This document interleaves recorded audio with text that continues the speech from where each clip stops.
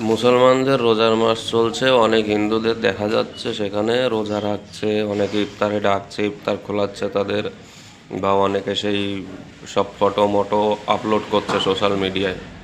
তা আমার প্রশ্নটা হলো যে এই যে দুর্গা পুজো, কালী পুজো বা তোমাদের একাদশী বা তোমাদের জন্মাষ্টমী, এতে তো তোমরা উপোস থাকো।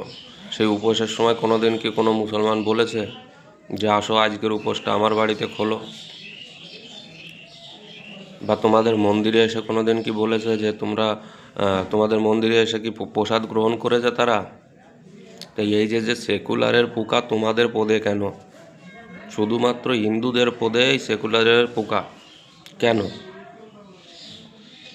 যখন তোমাদের কাজে, তোমাদের ধার্মিক অনুষ্ঠানে তারা আসছে না, তারা ডাকছে না, তাহলে তোমাদের পদে এত জ্বালা কেন যে তাদের?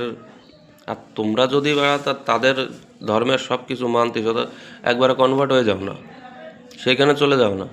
কি দরকার আছে তোমার বাড়া শাখা সিঁদুর পরা? কি দরকার আছে তোমার তিলক কাটার? কি দরকার আছে তোমার গলায় তুলসীর মালা নেওয়ার? যত দেশের ভণ্ডামি শুধু এই হিন্দুরা করতে পারে।